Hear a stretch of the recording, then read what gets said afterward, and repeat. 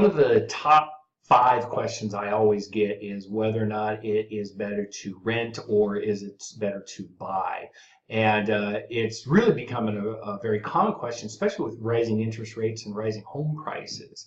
So I am going to actually give you an example today, specifically on 2 specific houses that I found. One is for sale right now, and one is for rent right now. They're similar houses, they're in the same area, and I'm going to be able to show you why it is actually better to buy than rent, as long as you're going to stay in the house more than 2 years. If you're not going to be in the house more than 2 years, then it really does not make sense. So I'm going to use these 2 houses, and I have all their data, and we're going to see why it is better to buy than it is to rent. So here's a pretty cool software program we have access to, and we're going to put in 83687 zip code and select Canyon County. So now the house we're going to rent is actually renting for $1,250, and that is current market.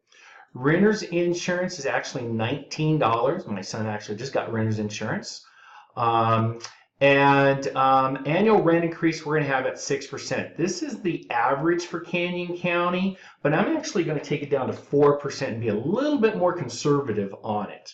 So the house we are going to purchase is listed right now for $186,000. And our mortgage amount, we're going to do a 3% down payment. Idaho Housing has their 3% down payment. They also have down payment assistance, but we're going to assume that the borrower is bringing in down payment. Rate today is 5%, 30-year fixed. Closing costs on this house probably will be about $4,000. It might be a little bit less with tax credits.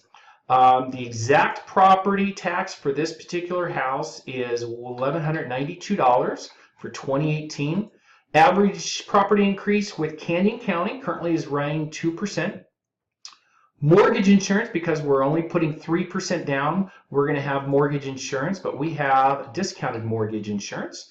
So our mortgage insurance is less. And homeowners insurance is going to be about $550. I got a quote from an insurance agent. And then homeowners association repairs. Homeowners association is running $25 on this particular house, and they want us to put a little bit of repairs in there. So we're going to say, we're going to say $50. Okay. Then when we sell this house, it's going to cost us to sell the house. So typically, real estate fees are 6% for buying and selling, but we also want to include closing costs on there. Once again, I'm going to be conservative, so we're going to put 8%. Okay, so we're going to continue to go down, and let's look at a little bit more home ownership. Here we have years before selling. According to Idaho Housing, the average person in Idaho stays in their house for 7 years. We're going to Canyon County. The historical appreciation rate for Canyon County is 4%, but we're going to go down to about 2.3%, a little bit more conservative. I want to be really conservative on this estimate here. And then we're going to assume that we have a married people in here, and the new deduction is $24,000, which kind of plays into it because most people aren't going to deduct anything. So let's go to the top here. So we can see buying for the first year, principal and interest, property taxes, maintenance, our total monthly expense is $1,245. Our rent for the first year is $1,250. So then we have hazard insurance on this one here. So our total rent payment is $1,269. Okay. So if we look at this, the blues are our principal and interest payment. You can see it's going up a little bit every year, mainly due to taxes going up. And then we have the appreciation of rent, and that's going up each and every year. And obviously rent is going up faster than a purchase. Okay, so the cash flow difference here is $14,998.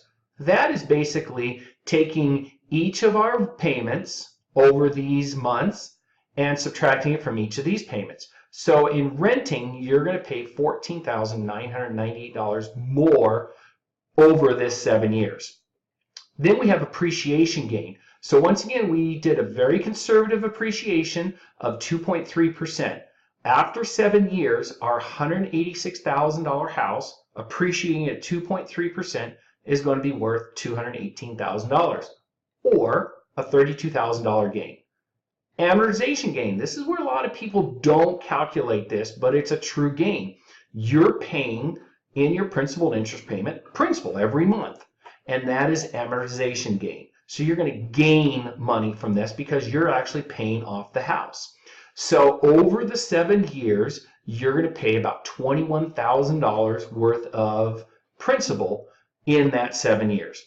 Okay? Here we have our cost to sell. So after 7 years, we're going to assume we're going to sell. Okay? At 8% commission on $218,000, we're going to have the cost to sell this house at $17,000. Okay? There's no tax benefit to this house. That's because there's not enough interest to deduct for this particular house. Okay? So here's our results. As I indicated, the first 2 years, it is better to rent. There's no question about it, especially the first year.